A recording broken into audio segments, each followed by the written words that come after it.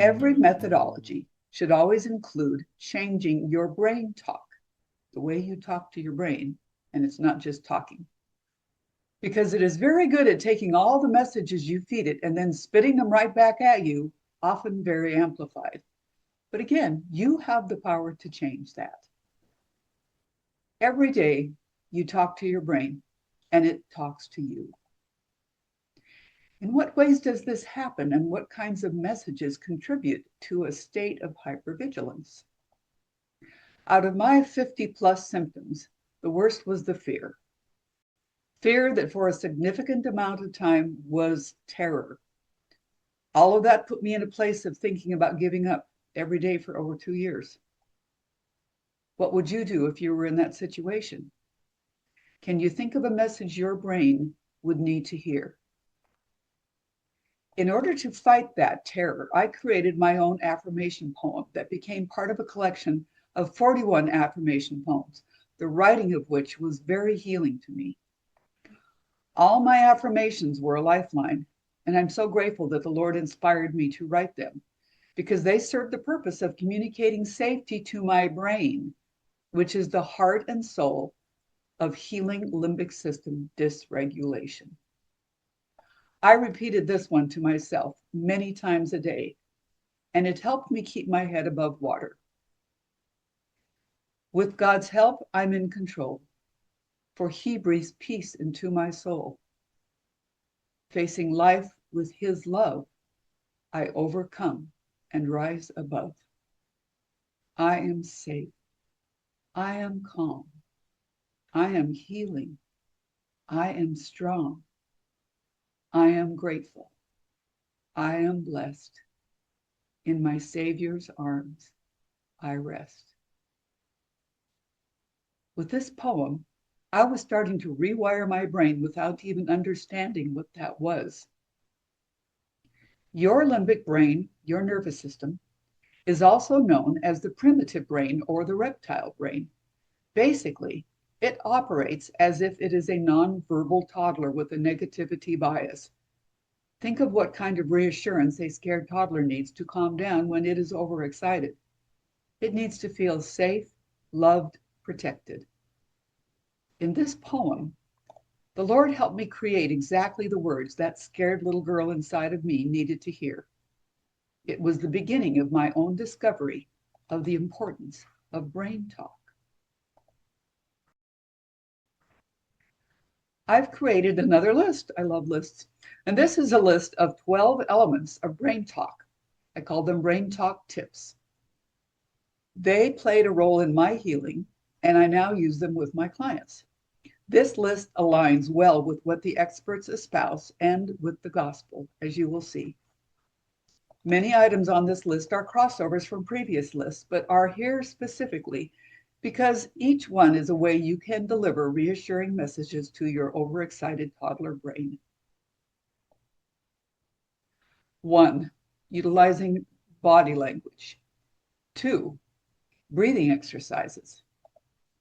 3, avoiding avoidance. 4, beware the labels. 5, ruminating versus envisioning. 6, overdoing versus finding balance. 7, smart media choices. 8, repetition in your practices. 9, choosing empowerment. 10, conversations with yourself and with others. 11, daily navigation. And 12, reshaping your core beliefs.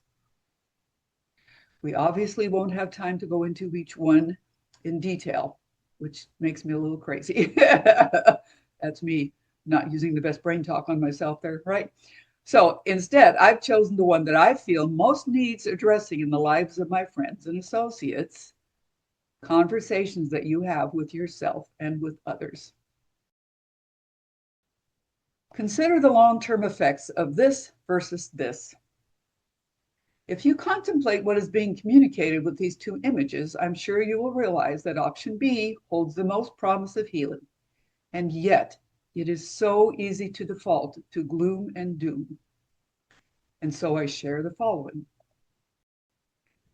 Do the words you speak have an impact? Let's explore that idea. Focusing on your challenges, pain, illnesses, symptoms, etc., in your conversations with others and yourself only gives them more power. The negative emotions attached to those complaints only supercharges them. Your brain is always listening. No one ever got well by complaining about being sick. Seeking validation through relying on the pity of others will not help you heal. It doesn't mean you bury or deny your problems and emotions, and it doesn't mean you can't ever talk about them, especially with a coach, therapist, or healthcare provider, or a close family member. However, bear in mind that when some therapists spend too much time digging deeper and deeper into sources of pain, especially over a prolonged period of time, in an effort to help someone process their pain, they may be causing more re-traumatizing than actual healing. With friends, family, and acquaintances, you can be honest and factual about your challenges now and then as needed, but not with an ongoing attitude of drama, despair, victimhood, or gloom. It's not going to help.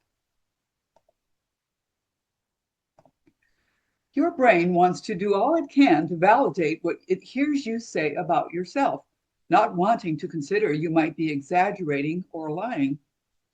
Learn to reframe what comes out of your mouth. Enlist the people you live with to help you with this effort. Give your problem or symptom an innocuous name that is not a trigger. Start describing challenges as moving into the past as you voice hope for the future. If you are asked about how you are doing, you can say things like, I'm excited to know I'm making progress. I'm on a better path now. Better today than yesterday, but not half as great as tomorrow. I'm hanging in there. I'm grateful for hope and doing what I can to put it to good use. Or even, it doesn't help me to talk about it, so if you don't mind, let's change the subject, but thanks for asking. Most people don't want to know the gory details anyway. If you need hope in your life, this is a great opportunity to create your own. Don't dominate. If you do, it's a monologue with a small audience who will soon learn to go elsewhere for more satisfying two-way exchanges. So do you want your brain to think you're the most important person in any room or situation? What will the results of that be? Is that helping you be more Christ-like? Learn to ask creative questions of others that stimulate positive and enlightening conversations. This habit will help you appreciate their perspectives. You will discover things that will cause you to become more sincerely interested in others, making you less likely to focus on self-pity. Bonus, people will enjoy being around you more and will seek out your company. It's a win-win. The most important person you talk to and about is yourself. Pay attention to negative things you tell yourself that you would never consider saying to a loved one. Instead, try saying things to yourself that you'd like to hear Jesus say. Talk directly to your own brain, your own limbic system, regularly with messages it needs to hear. Again, comfort it like you would a small, scared toddler with words of love, compassion, and reassurances of safety. Express appreciation for all it has done to try to protect you while letting you know it can relax now. You're doing things differently. Repeat, repeat, repeat, and repeat again. And if you look at your brain as the enemy to be defeated in this process, it will only make things worse. There is no winner in that battle. Does screaming at a screaming toddler ever help them calm down? Nope, that never works. You have to kindly help them understand that they are safe and everything is okay now. And that takes time and patience. Don't you deserve that from yourself? More perspective on healing conversations from the scriptures. Ephesians 4:22-24. that ye put off concerning the former conversation the old man, in other words, the way you used to be, and be renewed in the spirit of your mind, and that ye put on the new man, the person you're going to be, which after God is created in righteousness and true holiness. Ephesians 4:29, 31, 32. Let no corrupt communication proceed out of your mouth, but that which is good to the use of edifying, that it may minister grace unto the hearers. Let all bitterness and wrath and anger and clamor and evil speaking be put away from you with all malice. Be ye kind to one another, tender-hearted, forgiving one another, even as God, for Christ's sake, hath forgiven you. And boy, this applies to the way you talk to others and yourself. This quote is from Elder Robert S. Wood of the 70 in October of 1999. The Lord has called for cheerful hearts and countenances. He has asked us to so speak and so act that we edify or build one another, and has indicated that that which does not edify is not of God and is darkness. When we speak and act, we should ask ourselves whether our words and expressions are calculated to invite the powers of heaven into our lives and to invite all to come unto Christ, including ourselves. And again, those side comments are mine. This is by Elder Eric Kopicki of the 70 from October 2021. We need to constantly watch over each other. We must love one another and be less judgmental, especially when our expectations are not immediately met. I have often wondered what it means to hold on to them, our children and others, which is what he was referring to here, with faith. I believe it includes simple acts of love, meekness, kindness, and respect. It means allowing them to develop at their own pace and bearing testimony to help them feel our Savior's love. It requires us to think more about them and less about ourselves.